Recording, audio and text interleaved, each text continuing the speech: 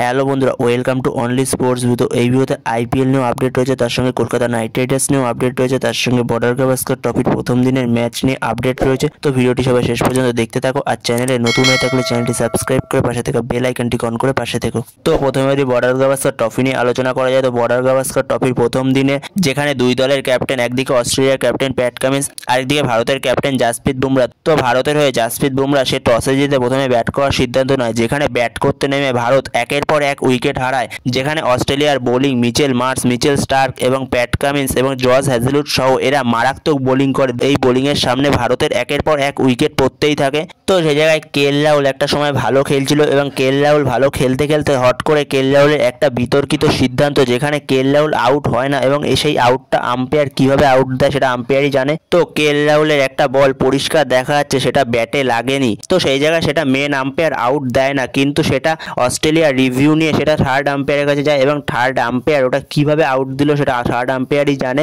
তো সেটা third umpire কিভাবে আউট দিল তো সেটা থার্ড আম্পায়ারই জানে। একবার দেখা দেয় থার্ড আম্পায়ার আউট বলে ঘোষণা করে দেয় এবং পরে সেটা দেখা যায় সেটা কোনোভাবে ব্যাটে লাগেনি, ব্যাটের সঙ্গে প্যাডে লেগেছিল কেএল রাহুলের, সেটারই আওয়াজ হয়েছে এবং সেটাই তো সেই জায়গা থেকে একটা খারাপ সিদ্ধান্ত এবং সেখানে কেএল রাহুলকে আউট দেওয়া হয়। তো এটা খুবই জঘন্য সিদ্ধান্ত কেএল রাহুলের আউটটা। তো সেইখানে ভারতের হয়ে খুবই ভালো খেলেছে ঋষভ পান্ত এবং নীতিশ কুমার রেড্ডি, যার আজকে ডেবিউ হয় নীতিশ কুমার রেড্ডি। তো সে খুবই ভালো খেলেছে আজকের ম্যাচটা। একদিকে ঋষভ পান্ত যে করে 78 বলে 37 রান, আরেকদিকে নীতিশ কুমার রেড্ডি সে 59 বলে 41 রান করে। তো সে জায়গায় শেষ অবধি ভারত 150 রানই করতে পারে ফার্স্ট ইনিংসে, যেখানে 39 ওভার 4 বলে ভারত অল আউট হয়ে যায়। তো এরপরে অস্ট্রেলিয়া যখন ব্যাটিং করতে নামে তো সেই জায়গায় জাসপ্রীত বুমরা অসাধারণ বোলিং করে। জাসপ্রীত বুমরা 4 উইকেট নেয়, যেখানে জাসপ্রীত বুমরার বোলিং এর সামনে কোনো জবাব ছিল না অস্ট্রেলিয়ার ব্যাটসম্যানদের। তো সেই জায়গায় দারুণ বোলিং করে জাসপ্রীত বুমরা। তার সঙ্গে হার্ষিত রানা, যার আজকে ডেবিউ হয়, তো সেও ভালো বোলিং করে। তো সেই জায়গায় হার্ষিত রানা সে ট্রাভিস হেডের উইকেট নেয়, ডাইরেক্ট বোল্ড করে দেয় ট্রাভিস হেডকে। তাছাড়া মোহাম্মদ সিরাজ সেও দারুণ বোলিং করে। তো সেই জায়গায় মোহাম্মদ সিরাজ সেও ভালো বোলিং করে। তো সেই জায়গায় মোহাম্মদ সিরাজ সেও 2টো উইকেট নেয়।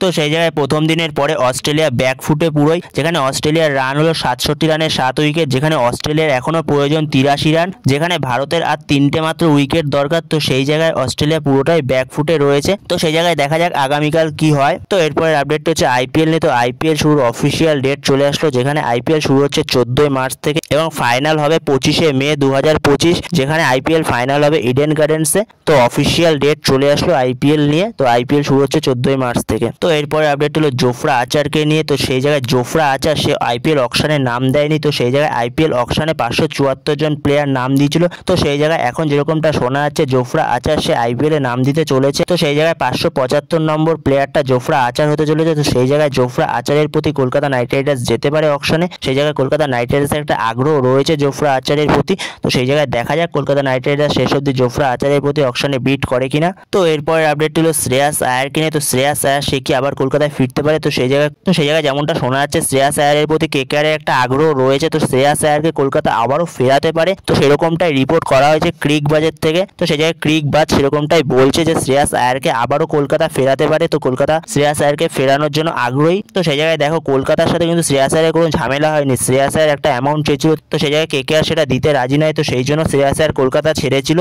তো সেই জায়গায় কেকেআর সেটা দিতে রাজি নয়। তো সেই জন্যই কেকেআর ছেড়েছিল শ্রেয়াস আয়ার কেকেআর ছেড়ে অকশনে গেছে। তো সেই জায়গায় যদি অকশন থেকে শ্রেয়াসকে আবার কেকেআর কেনে তো সেই জায়গায় শ্রেয়াসের কোনো আপত্তি নেই কেকেআরে খেলতে। তো সেই জায়গায় দেখা যাক শ্রেয়াসের প্রতি কলকাতা নাইট রাইডার্স আবার অকশনে বিট করে কিনা। তো সেই জায়গায় শ্রেয়াসকে 13 বা 14 কোটির মধ্যে যদি আবার পেয়ে যায় তো সেই জায়গায় শ্রেয়াসকে কলকাতা আবারও নিয়ে নিতে পারে। তো সেই জায়গায় শ্রেয়াস আয়ারের প্রতি দিল্লি ক্যাপিটালস তারাও যাবে, অল আউট ঝাপাবে। তো সেই জায়গায় দেখা যাক দিল্লি ক্যাপিটালস না কলকাতায় শ্রেয়াস আয়ার আবারও ফেরে। তো সেই জায়গায় সেটা অকশনেই দেখতে হবে। তো সেই জায়গায় ঋষভ পান্তকে পাওয়ার চান্সটা কলকাতার কাছে খুবই কম, কারণ ঋষভ পান্তের প্রতি পাঞ্জাব কিংস পুরো অল আউট যাবে, কারণ পাঞ্জাব কিংসের কাছে যে পরিমাণ টাকা রয়েছে। তো সেই জায়গায় পাঞ্জাব কিংস ঋষভ পান্তের জন্য অল আউট ঝাপাবে। তো সেই জায়গায় রিকি পন্টিং ঋষভ পান্তের জন্য অল আউট যাবে। তো সেই জায়গায় ঋষভ পান্তকে পাওয়াটা চাপ আছে কলকাতার জন্য। তো সেই জায়গায় দেখা যাক ঋষভ পান্ত শেষ অবধি হয়তো পাঞ্জাব কিংসেই যেতে পারে। তো সেই জায়গায় ঋষভ পান্ত পাঞ্জাব কিংস বা সিএসকে এর মতো কোনো একটা দলে হয়তো যেতে পারে, পাঞ্জাব কিংসে যাওয়ার চান্সটাই বেশি। তো সেই জায়গায় দেখা যাক অকশনে কি হয় শেষ পর্যন্ত।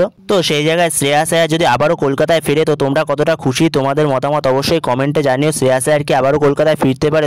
তো শ্রেয়াস আয়ার কি আবারও কলকাতায় ফিরতে পারে? তো সেই জায়গায় তোমাদের মতামত কি অবশ্যই কমেন্টে জানিও। তো এই ভিডিওতে এই আপডেটগুলো নিয়ে আলোচনা করার ছিল। তো ভিডিওটি ভালো লাগলে অবশ্যই লাইক শেয়ার সাবস্ক্রাইব করতে ভুলো না। তো নেক্সট ভিডিওতে দেখা হচ্ছে, ততক্ষণের জন্য বাই বাই।